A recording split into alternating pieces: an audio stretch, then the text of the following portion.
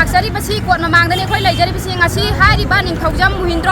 ASI asi court पुथोकनी हाइबगिदमक्ता अखोय हैरो प्रजा पुनमक हौदुना लाक्सरीबनी अदु महाक asi ngasi कोर्ट पुथोकपिदे मसी करी अरुनबा एजेंडा लैबनो हाइबदो अखोय खंगजनिंगे मदुमतंग हाइबियो हाइबसी थमजगे मिदागी थोंगदा निंगथौजम महिंद्र एएसआई हाइरिबा नुपा असिना बिगलिबी नुपी मसा सही 13 दंगारिबी अमबु हंजिल हंजिन इज्जत मांगहन बिरंबा याजनिंगदे निंगथौजम एएसआई हाइरिबा नुपा असि जेलदा मपुंसी सुपा थंबियो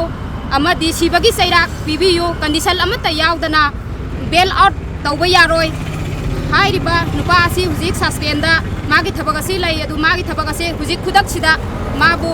थबकतगी सस्पेंड नत्तबा अखोगी पूरा डिसमिस तौबियो हाइजरी अमदी पाबुंग सेमना मसीगी केस असिदा असुम्बा लंगला लंजिन तौबिरकनी हाइबगी थाजबसु लै तौजु तौबिरकनी हाइना खली डीजीपी नसु असुम्बा लंगला लंजिन पुथोपियो हाइना हाइजरी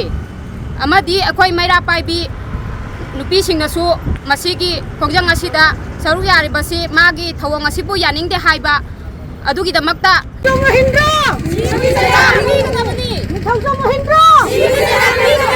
Thâu cho Mahendra.